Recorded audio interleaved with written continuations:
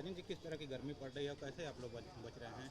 हम लोग वाराणसी जिला मुख्यालय पे जो है आए दिन हम लोग आते जाते हैं और हमें लगता है विगत कई वर्षों के बाद इतनी बड़ी गर्मी, बहुत ज़्यादा गर्मी पड़ रही है और हम लोगों का जीवन तो एकदम अस्त व्यस्त हो चुका है और एकदम समझ लीजिए कि अगर गमछा ना रहे तो चलते चलते आदमी गिर सकता है, ये स्थिति है हीट। हीट वेव से कई लोगों की जानें भी जा रही हैं, तो ऐसी स्थिति देखने को मिल रही है आप लोगों को? जिस तरीके से अखबारों में चंदौली और गाजीपुर अन्य शहरों से अन्य ज़िलों से जो है कि आ रही है खबरें, उस तरीके से हम लोगों के दिल में तो एकदम खलबली सी मची हुई है कि हम लोगों का क्या होगा। और यहाँ स्वास्थ्य विभाग की अगर व्यवस्था अगर देखी जाए तो दूर दूर तक जो है कुछ समझ में नहीं आ रहा है कि स्वास्थ्य विभाग की तरफ से कोई अलर्ट वगैरह जारी हो या कुछ पहले कैंप वगैरह भी लगाए जाते थे, प्याऊ लगाए जाते थे। इस बार तो हम देख रहे हैं कि जिस तरीके से विशाल गर्मी पड़ रही है, कोई व्यवस्था नहीं सरकार की तरफ से, न प्याऊ है न कोई जल पीने की व्यवस्था है, हैंड पाइप वगैरह भी है तो वो भी ख़राब है। बस किसी तरीके से हम लोग जी रहे हैं समझ लीजिए इस गर्मी में। किस तरह की गर्मी सबसे बड़ी पड़ रही है और पूर्वांचल में खास असर पड़ रहा है, लोग मर रहे हैं गर्मी की वजह गर्मी बहुत ज़्यादा पड़ रही है पूर्वांचल में, और बनारस में तो खास करके बहुत ज़्यादा गर्मी है और उसकी वजह से लाइट में भी प्रॉब्लम है, आदमी ज़्यादा परेशान है, तपिश है।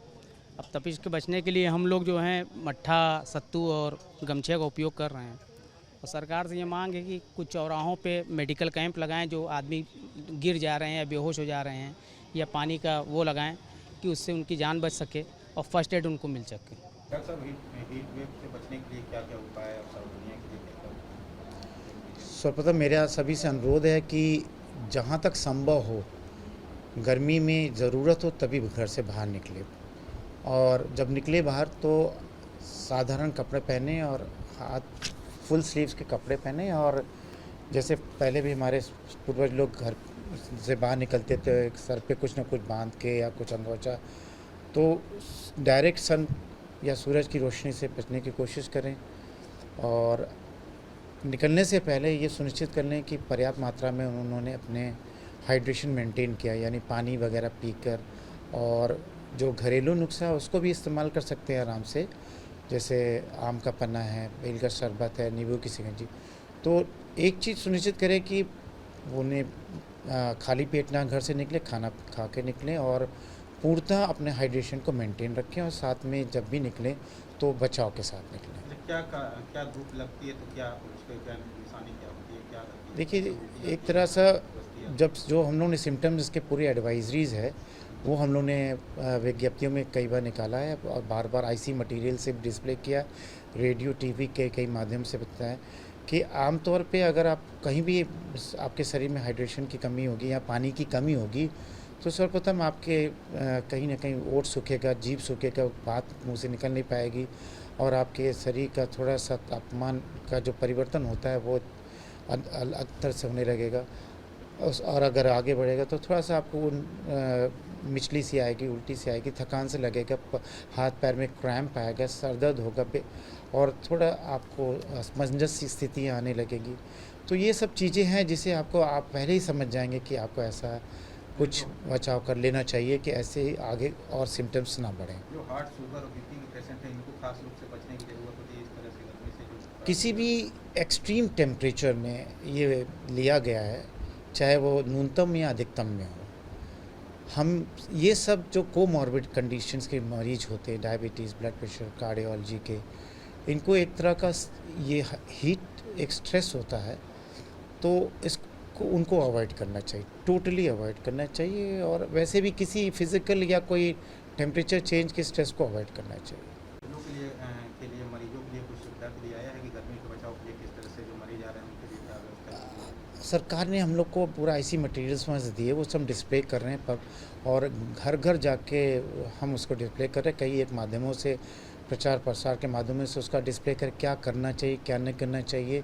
और साथ साथ अभी जैसे छोटे बच्चों के लिए कुपोषण योजना के तहत हम घर घर जाके ORS का पैकेट दें, लेकिन मूल मंत्र है कि अगर ज़रूरत हो तभी घर से बाहर निकलें और अपने को सुरक्षित करके निकलें और पानी की मात्रा अपने शरीर में कहीं भी कम ना होने दें। फिर इस कड़ाके की गर्मी को देख के हॉस्पिटलों की क्या व्यवस्था की गई है? क्या पंखे लगाए गए हैं, कूलर लगाए गए हैं आम मरीजों के लिए? हमारे जहाँ तक सब चिकित्सालयों की बात है, उनका अलग से विशेष एडवाइजरी अपने प्रदेश सरकार से आई थी कि सभी जगह पानी पीने की व्यवस्था पूरी तरह सुदृढ़ रखें और पानी मरीज उनके परिजनों के लिए कोई असुविधा ना हो।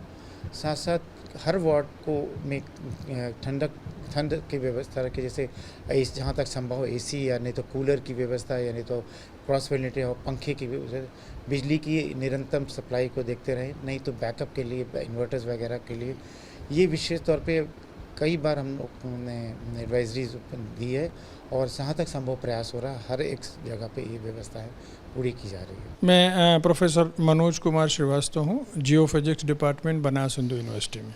सर हीट वेव जानलेवा कैसे हो गया इतना कि हीट वेव से लोग मर रहे हैं?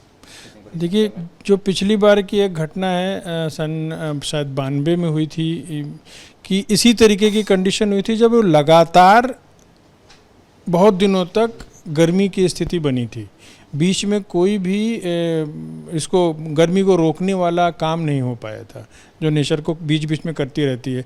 जैसे कि बीच में वो आंधियाँ आ जाएंगी, बीच में हल्के एक दिन ऐसा हो जाएगा जो कि 1 घंटे 2 घंटे की पानी बरस जाएगा, थंडर क्लाउड्स हो जाएंगे। लेकिन वो कंडीशन इस साल एकदम नहीं बनी है। मतलब प्री मानसून में, मानसून से पहले जो गर्मी का सीज़न है उसमें एक बार भी ऐसा नहीं आया, पिछले 15-20 दिन से ज़्यादा हो गए, जो कि इस लगातार वाली गर्मी को तोड़ा गया हो, नेचर ने उसे ब्रेक किया हो। तो जब लगातार कोई भी चीज़ होती है तो आदमी की क्षमताएं कम होने लगती हैं। तो ऐसे में चाहे वो जीव जंतु हो या वनस्पति हो, दोनों में थोड़ी सी कमजोरी हो जाती है। निश्चित है उसमें अब हीट स्ट्रोक की कंडीशन डेवलप हो रही है कि नहीं हो रही है तो मेडिकल साइंस का अपना पार्ट है, लेकिन अगर इस तरीके की लगातार कोई चीज़ स्थिति बनी हुई है तो ये निश्चित है कि असर तो करेगा।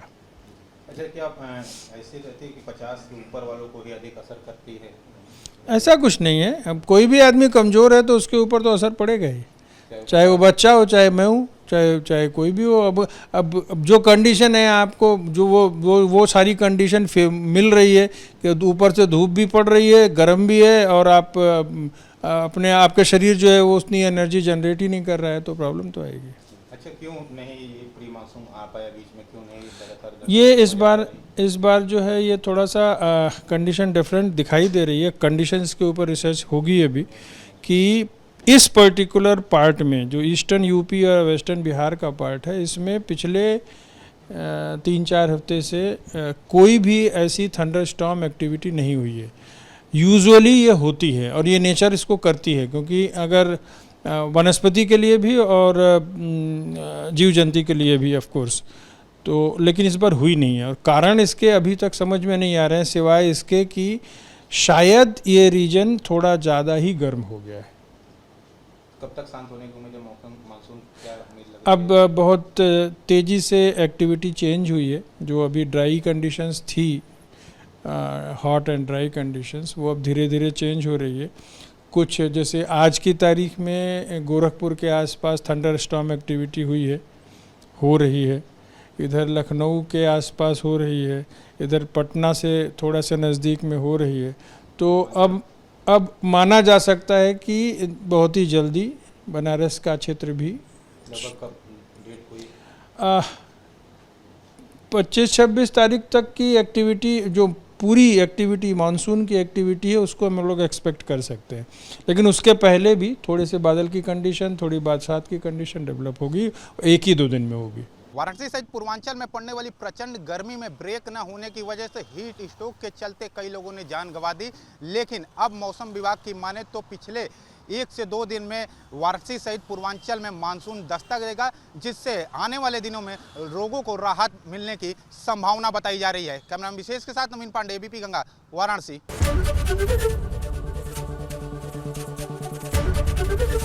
एबीपी गंगा, खबर आपकी, जुबान आपकी।